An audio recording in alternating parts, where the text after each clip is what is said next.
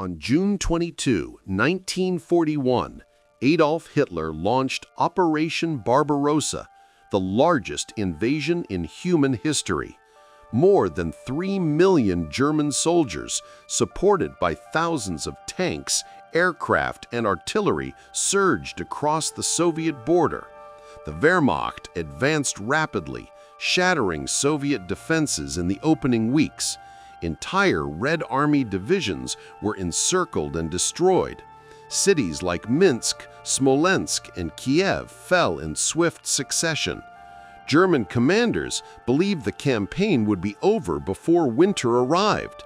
But the vastness of the Soviet Union, poor logistics, and fierce resistance soon slowed the pace.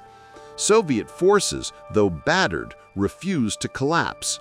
Stalin called for scorched earth resistance, ordering his people to destroy supplies and infrastructure as they retreated. Operation Barbarossa was meant to deliver a quick victory and destroy communism. Instead, it opened the door to a grinding, merciless conflict that would consume millions of lives and set the stage for a frozen nightmare the Germans were never prepared to face. The German invasion of the Soviet Union began with stunning speed and success. Panzer divisions tore through Soviet lines, capturing thousands of prisoners and vast territories in just weeks. It seemed that Blitzkrieg, lightning war, had triumphed once again. But by late summer 1941, the momentum began to fade. The vast distances of the Soviet Union stretched German supply lines to the breaking point. Fuel, ammunition, and food grew scarce. Roads turned to mud after rain, slowing tanks and trucks to a crawl. The Red Army, though reeling, began to adapt and fight back. Soviet commanders learned from early defeats, setting up stubborn defensive lines and launching counterattacks that disrupted German plans. The Wehrmacht's swift advance turned into a grinding, exhausting struggle. Soldiers who had expected victory in weeks now faced endless marches, dwindling supplies, and mounting resistance. What began as Blitzkrieg was becoming a war of attrition, and winter was coming fast. As autumn faded in 1941, the vast plains of Russia transformed into a nightmare of mud and cold. The Germans called it Rasputitsa, the season when rain turned every road into a swamp. Trucks bogged down, horses collapsed, and tanks sank axle-deep in sludge. Then, almost overnight, the rains froze. Temperatures plunged below -30 degrees Celsius, and the land turned into a frozen wasteland. Engines refused to start, weapons jammed, and oil thickened into paste. Soldiers wrapped rags around their feet and hands, desperate to survive the cold. The Wehrmacht had marched into Russia expecting a summer campaign. Winter uniforms, antifreeze, and cold-weather gear had never arrived. Meanwhile, Soviet troops, accustomed to harsh winters, were better equipped, better clothed, and increasingly confident. The once unstoppable German advance ground to a halt. Frozen, hungry, and exhausted, the invaders faced an enemy that seemed to grow stronger with every drop in temperature. For the first time, the Germans began to realize nature itself was now fighting for the Soviet Union. As the German army pushed deeper into Soviet territory, Stalin and his generals understood that direct confrontation could lead to disaster. Instead, they chose a strategy of endurance, to let time, distance, and winter become their allies. The Soviet High Command deliberately traded space for survival. Cities were evacuated, factories dismantled and moved east beyond German reach, and vast areas were scorched to deny the invaders food and shelter. Every burned village, every destroyed bridge was a weapon of delay. Behind the lines, the Red Army rebuilt itself, New units were raised. Siberian divisions trained in snow and cold were moved west, and fresh equipment rolled out from factories that never stopped working. While the Germans struggled with mud, frost, and exhaustion, Soviet commanders waited for winter to strike, knowing it would weaken the enemy far more effectively than any single battle. It was a brutal but brilliant form of strategy. Let nature bleed the invader, then unleash the counterattack when the balance of power shifted. The Soviets weren't just fighting the Germans, they were turning the Russian winter into their most powerful weapon. By the winter of 1941, the Eastern Front had turned into a frozen wasteland of suffering. Soldiers on both sides endured conditions few had ever imagined. Temperatures plunged so low that rifles froze solid, machine guns jammed, and exposed skin could turn black with frostbite in minutes. The front lines were a grim world of snow-filled trenches and frozen corpses. Fires were forbidden for fear of drawing enemy fire, leaving men to shiver through endless nights. Frost-bitten hands clutched weapons that barely worked, while medics struggled to treat wounds that refused to heal in the cold. For the Germans, unprepared and ill-equipped, survival itself became a battle. Leather boots cracked, thin uniforms offered no protection, and food arrived frozen solid. Meanwhile, the Soviets, hardened by their homeland's winters, used fur-lined clothing, white camouflage, and skis to move swiftly and strike unexpectedly. In these brutal conditions, the line between life and death blurred. Men no longer feared the enemy as much as the cold. The Russian winter had become a silent, merciless killer, claiming more soldiers than bullets ever could. As the Russian winter deepened, the mighty Wehrmacht, the most advanced army in the world, began to crumble, not from battle, but from the cold. Engines refused to start, fuel congealed overnight, and oil froze inside vehicles. Tanks that had once rolled across Europe sat silent and useless, their metal tracks locked in ice. Soldiers lit fires under engines just to get them moving, only to see them seize again hours later. Weapons failed too. Machine guns jammed, rifle bolts stuck fast, and artillery shells misfired as lubricants turned to sludge. The precise German war machine was being torn apart by nature itself. Even worse was the suffering of the men. Without proper winter uniforms, they wrapped themselves in blankets, straw, and stolen Soviet coats. Frostbite spread rapidly, turning fingers, ears, and feet black. Many soldiers were rendered helpless, not by wounds, but by the freezing air. The army that had stormed across Europe in lightning war was now trapped in a frozen graveyard of its own making. The Soviet winter didn't just stop the Germans, it dismantled them, one frozen engine and one dying soldier at a time. While the German army froze on the open steppe, the Red Army was built for winter. The Soviets knew how to fight and survive in conditions that could kill within hours. Their troops were equipped with fur-lined coats, felt boots, and layered uniforms designed for sub-zero temperatures. White camouflage made them invisible against the snow, and skis and sleds allowed them to move swiftly where German vehicles bogged down. Soviet engineers adapted weapons for the cold, using special lubricants that wouldn't freeze, and simple, rugged rifles that could fire in any weather. Supply chains were adjusted to move along frozen rivers and railways, keeping food, ammunition, and reinforcements flowing. But it wasn't just equipment, it was mindset. Soviet soldiers had grown up in this climate. They knew how to build snow shelters, start fires, and use the environment as an ally rather than an enemy. By December 1941, the German army had reached the outskirts of Moscow, exhausted but determined to finish the campaign before year's end. Hitler believed one final push would bring the Soviet Union to its knees, but the winter had other plans. Blizzards buried tanks and trucks.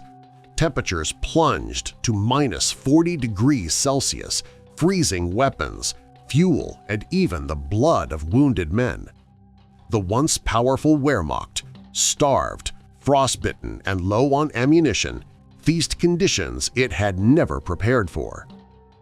In the distance, the spires of the Kremlin were visible through the haze, but the Germans could go no farther. Their advance stalled just miles from the city. Then in early December, the Red Army struck back. Fresh Siberian divisions, trained for the cold and equipped for winter warfare, launched a massive counteroffensive. The frozen Germans were driven back in chaos. Villages once captured at great cost were abandoned in retreat. For the first time in the war, Hitler's army was forced to yield ground. The Battle of Moscow was more than a military clash. It was the turning point of illusion. The myth of German invincibility shattered against the iron will of Soviet defenders and the merciless Russian winter. Moscow had survived, and with it, the hope of the entire Soviet Union. As the frozen German army clung desperately to its positions outside Moscow, a new force was on the move, battle-hardened divisions from the far reaches of Siberia. These were not ordinary soldiers. They were men trained to fight in temperatures that could freeze steel, experts in skiing, camouflage, and survival in snow-covered terrain. For months, Stalin had held them back, fearing a Japanese attack in the east. But once intelligence confirmed Japan would not strike, the Siberian troops were released westward, a secret weapon waiting for winter. They arrived fully equipped with white winter uniforms, heavy boots, and weapons adapted for the cold. While the Germans froze and faltered, these fresh Soviet forces moved swiftly through blizzards, striking with precision and ferocity. In early December 1941, they launched a massive counteroffensive along the Moscow front. Entire German divisions, weakened and unprepared, were driven into retreat. Town after town was liberated as the Red Army pushed the invaders back. The arrival of the Siberians marked a turning point. For the first time, the Germans were being hunted instead of advancing.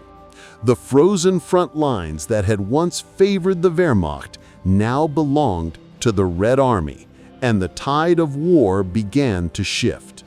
In the frozen wastelands of the Eastern Front, the Red Army turned winter into a weapon.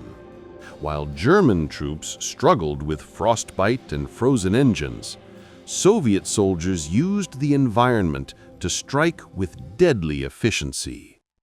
White winter uniforms blended with the snow, allowing troops to disappear against the icy landscape. Soldiers moved silently on skis or sleds, crossing rivers, forests, and open fields where tanks and trucks could not follow. Ambushes and sniper attacks became routine, exploiting every shadow and snowdrift.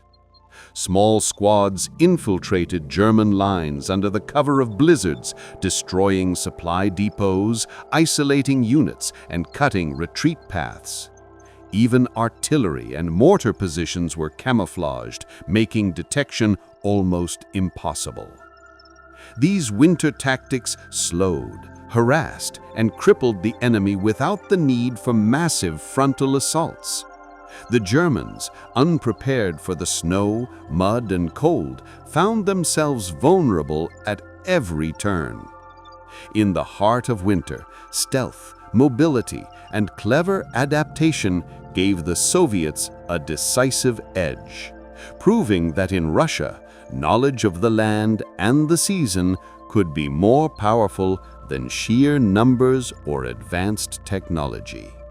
As winter tightened its grip on the Eastern Front, German supply lines became a logistical nightmare.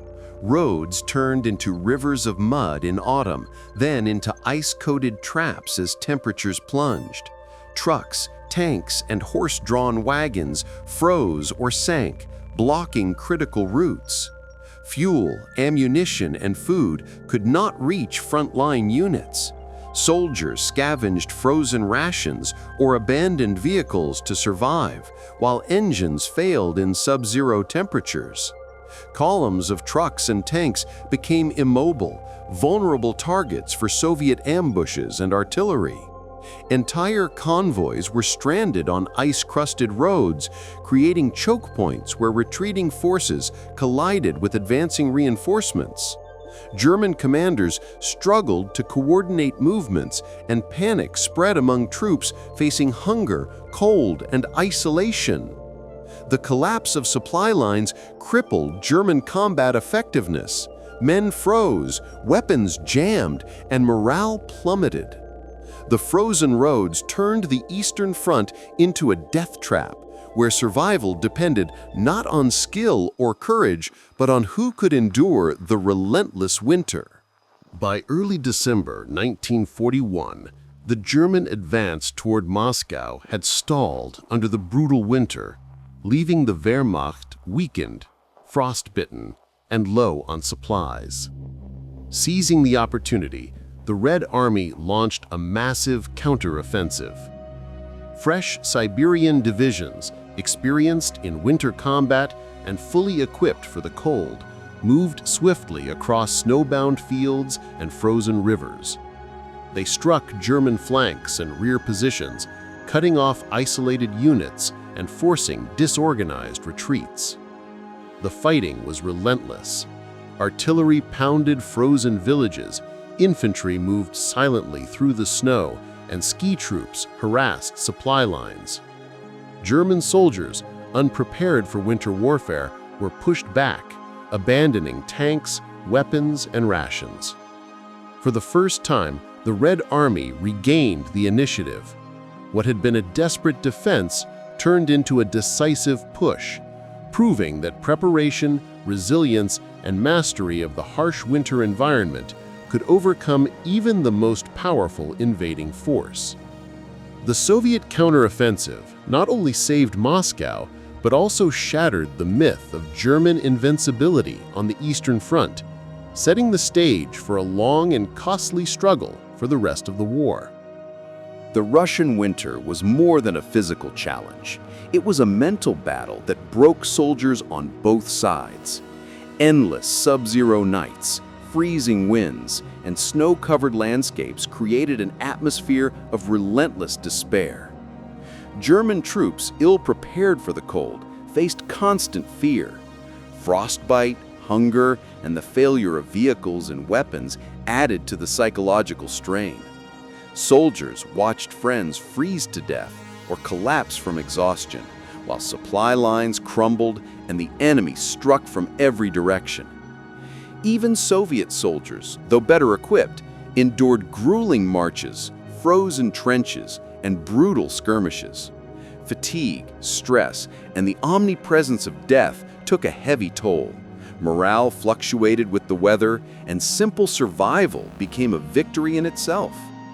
The frozen hell of 1941, the mind was as vulnerable as the body, and only those who could endure the relentless winter could hope to survive. While soldiers battled the freezing front lines, ordinary Soviet civilians and partisans played a crucial role in resisting the German invasion. Villages buried in snow became bases of intelligence, sabotage, and guerrilla warfare. Locals provided food, shelter, and information to Soviet troops moving through the frozen countryside. Partisans destroyed railways, ambushed supply convoys, and cut communication lines, making it increasingly difficult for the Germans to reinforce or resupply their front lines. Even in the harshest weather, villagers risked their lives. Some hid soldiers in barns or forests. Others guided them through hidden paths over snow-covered fields. Children and elders contributed by gathering firewood, carrying messages, or warning of approaching enemy patrols. These efforts slowed the German advance, disrupted supply lines, and strengthened Soviet counterattacks, proving that winter warfare was not just fought with rifles and tanks, it was a battle of resilience, solidarity, and local knowledge. In the snowbound villages of 1941, the population became an invisible weapon, turning every hill, forest, and frozen road into an ally of the Red Army. The German Luftwaffe and Soviet air forces both struggled to operate in the brutal Russian winter.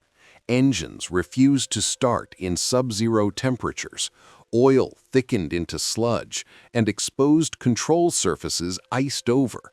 Entire squadrons were grounded, leaving ground troops without vital air support. Even when planes could fly, visibility was near zero in blizzards, and icy runways made takeoffs and landings treacherous. Bombs often failed to detonate properly, and strafing runs became nearly impossible due to frozen weapons and snow-covered targets. German supply lines and troop columns became easy prey for Soviet reconnaissance and partisans, not because of superior air power, but because aircraft were incapacitated by cold. Conversely, Soviet pilots, better trained for winter conditions, were able to make limited strikes, demonstrating the value of adaptation. Winter transformed the skies into a silent battlefield.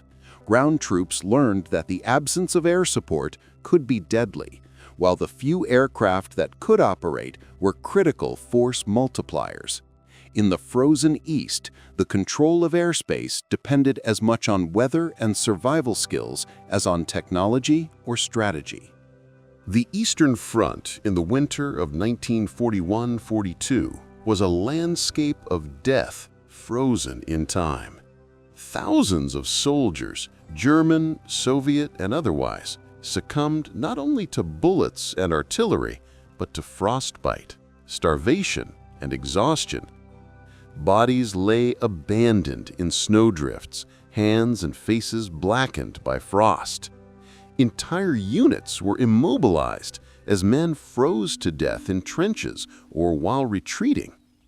Vehicles, tanks, and horses were lost, abandoned in the ice, leaving the battlefield littered with frozen wreckage. The human cost was staggering. Many who survived combat were permanently scarred, losing fingers, toes, or suffering chronic cold injuries that haunted them for life.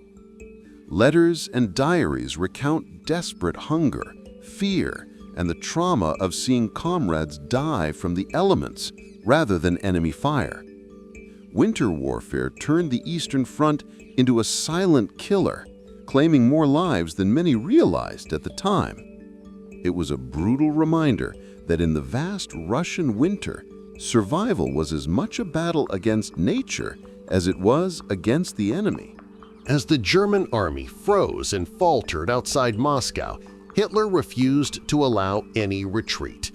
Despite reports from generals about exhausted troops, collapsing supply lines, and the approaching Siberian reinforcements, he insisted that positions be held at all costs. This stubbornness turned tactical setbacks into strategic disasters. Units trapped in snowbound forests and frozen rivers were unable to regroup or receive supplies. Soldiers faced death from both the enemy and the relentless winter, with no chance of organized withdrawal. German commanders were forced into impossible situations, following orders that defied the realities on the ground.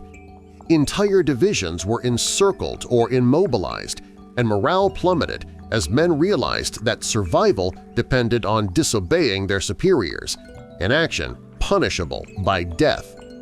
Hitler's refusal to retreat amplified the devastation of the Wehrmacht, turning a winter slowdown into catastrophic losses. The myth of German invincibility was shattered, showing that rigid ideology and inflexibility could be just as lethal as the freezing Russian steppe. As temperatures plunged well below freezing, German soldiers on the Eastern Front were forced into desperate acts of survival. Uniforms were inadequate, boots ripped, and frostbite became a constant threat. Men gathered around barrels of fire, sometimes scavenged from destroyed villages or abandoned supply depots, huddling together to stave off the cold. Many tore straw, cloth, and even floorboards to insulate themselves. Soldiers stole Soviet coats, boots, and gloves whenever they could, often risking punishment to survive.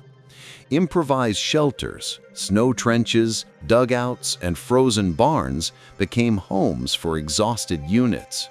Rations were scarce, and frozen food offered little warmth or sustenance. Yet, amid these desperate measures, soldiers continued to fight, march, and cling to life, even as their equipment and morale failed. The image of men huddled around flames, wrapped in stolen coats, illustrates the brutal reality of winter warfare. The enemy was not only the Soviets, but the merciless Russian cold itself. In these frozen landscapes, survival often mattered more than victory. In the frozen forests and snow-covered villages of the Eastern Front, Soviet snipers became a terrifying force. Camouflaged in white, they melted into the winter landscape, often remaining unseen for hours or days. Equipped with precision rifles and an intimate knowledge of the terrain, snipers picked off German officers, machine gunners, and isolated soldiers, creating fear and chaos in the enemy ranks. Their positions were carefully chosen on rooftops, behind trees, or hidden in snowdrifts, allowing them to strike without warning. The psychological impact was profound. German troops, already weakened by cold and exhaustion, were haunted by invisible enemies, never knowing where the next shot would come from. Small squads and even convoys were paralyzed by sniper fire, slowing movements and making supply lines even more vulnerable. Soviet snipers were not just marksmen, they were masters of winter warfare, turning snow, ice, and silence into weapons. Their deadly precision and patience exemplified how adaptation, stealth, and patience could turn the harsh Russian winter into a decisive advantage. Winter transformed Stalingrad into a frozen battlefield of destruction. Streets were littered with rubble, buildings reduced to skeletal frames, and ice coated every surface, making movement treacherous for soldiers and vehicles alike. Combat became close quarters and relentless. Soviet defenders used ruined buildings, cellars, and frozen factories to ambush German troops. Each street corner, snowdrift, and rubble pile became a potential trap. Tanks struggled on icy roads, and infantry faced both enemy fire and the freezing conditions. The Germans, already weakened by frostbite and supply shortages, were pinned down by sniper fire, mines, and improvised barricades. Every advance required enormous effort, and gains were measured in meters rather than kilometers. For civilians still trapped in the city, the winter and urban fighting created unimaginable hardship. They faced starvation, exposure, and the constant threat of artillery and gunfire. In Stalingrad, winter amplified the brutality of urban warfare. Ice and rubble were not just obstacles, they were weapons that slowed, exhausted, and destroyed the invaders, proving once again that the cold could be as deadly as any army. Across the Eastern Front, frozen rivers became both highways and death traps. As winter gripped the land, commanders saw icy waterways as a way to move troops and equipment quickly, but the frozen surfaces were treacherous. German tanks, trucks, and artillery attempted to cross thick ice, only to find it cracking under their weight. Men struggled to haul supplies over slippery surfaces, while snow and wind reduced visibility to almost zero. Soviet forces often targeted these crossings with artillery and snipers, turning the frozen rivers into killing zones. Soldiers who fell through the ice rarely survived. Entire convoys were immobilized, creating bottlenecks that delayed operations and left troops vulnerable to attack. Even after crossing, frostbite and exhaustion continued to claim lives. The frozen rivers symbolized the dual nature of the Russian winter, offering opportunities for movement and strategy, yet punishing mistakes with deadly consequences. For the Wehrmacht, every icy crossing was a gamble, and nature often proved the deadliest opponent of all. The harsh Russian winter was more than a backdrop. It was a weapon in the hands of the Soviets. Commanders deliberately used snow, ice, and terrain to slow, isolate, and destroy German forces. Frozen rivers were mined or sabotaged. Forests became natural choke points, and villages buried in snow provided cover for ambushes. Soviet troops used skis and sleds to move silently across snowdrifts, striking where the enemy least expected. Supply lines, already fragile in the cold, were cut off by clever placement of obstacles and raids. The Red Army's intimate knowledge of the landscape allowed them to channel German units into traps, encircle isolated detachments, and attack where mobility was impossible. Even storms and blizzards were leveraged, providing cover for attacks and concealment for troop movements. By mastering the environment, the Soviets turned what the Germans saw as a hindrance into a strategic advantage. Winter, ice, and snow were not merely endured, they were wielded, proving that in Russia, nature itself could become a force multiplier. The winter of 1941-42 brought unimaginable suffering to Leningrad. Surrounded by German forces and cut off from supplies, the city's residents faced starvation, freezing temperatures, and relentless bombardment. Temperatures plunged well below -30 degrees Celsius, and fuel shortages left homes, hospitals, and shelters without heat. People resorted to burning furniture, books, and even wooden floors to survive. Food rations dwindled to barely enough to keep alive, forcing some to eat anything they could find, including tree bark and pets.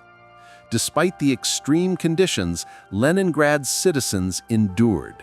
Workers maintained factories, nurses and doctors treated the sick, and civilians continued to support the front lines through labor, communications, and morale efforts.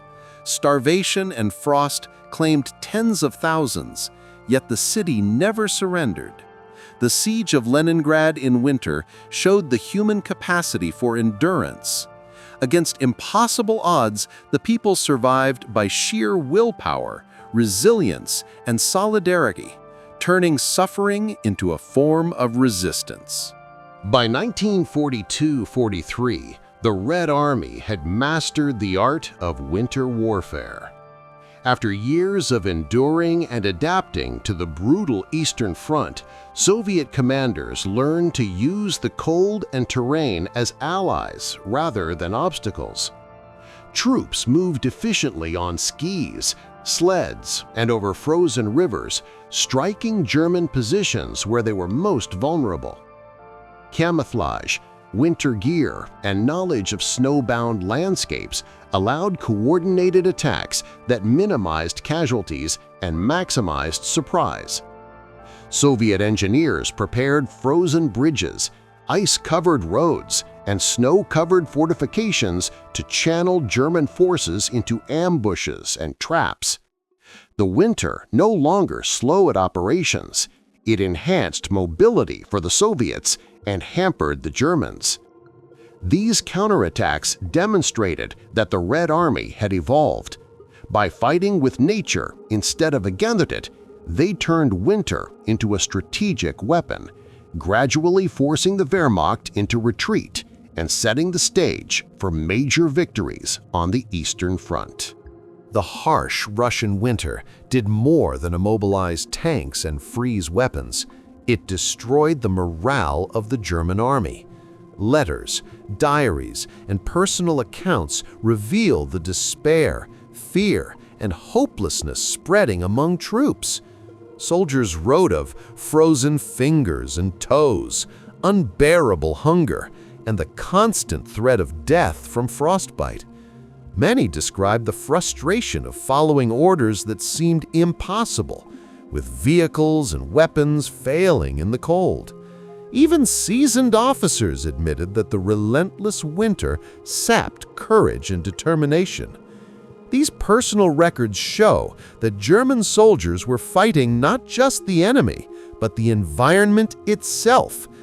Panic, confusion, and exhaustion spread through units, turning once confident divisions into vulnerable, demoralized groups.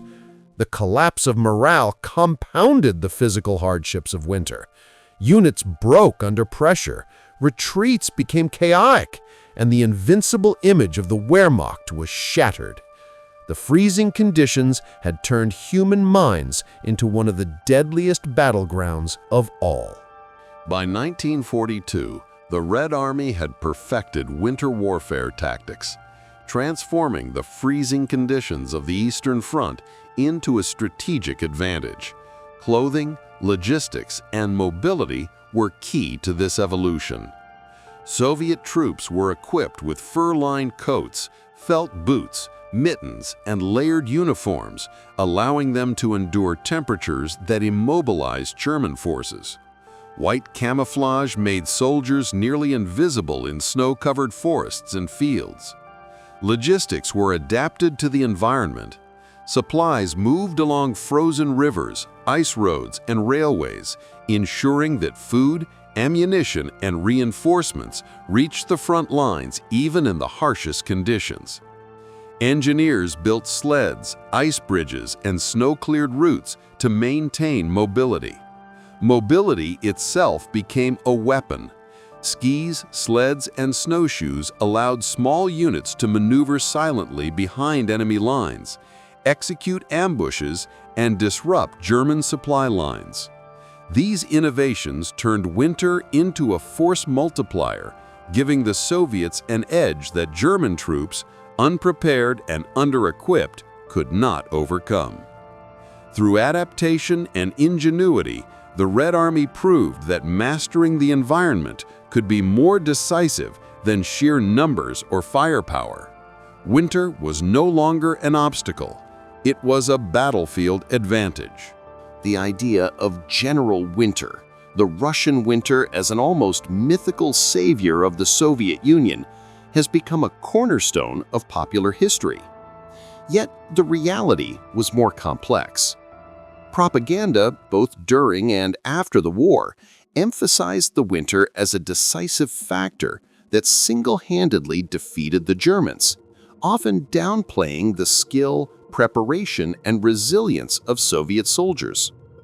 Posters, newspapers, and speeches portrayed the frozen landscape as a weapon in itself, turning the harsh conditions into a symbol of patriotic endurance. In truth, the Red Army's success was not just due to cold temperatures.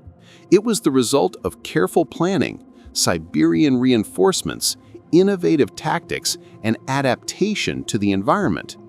Soldiers trained, equipped, and moved with purpose, using winter to their advantage rather than relying on it alone.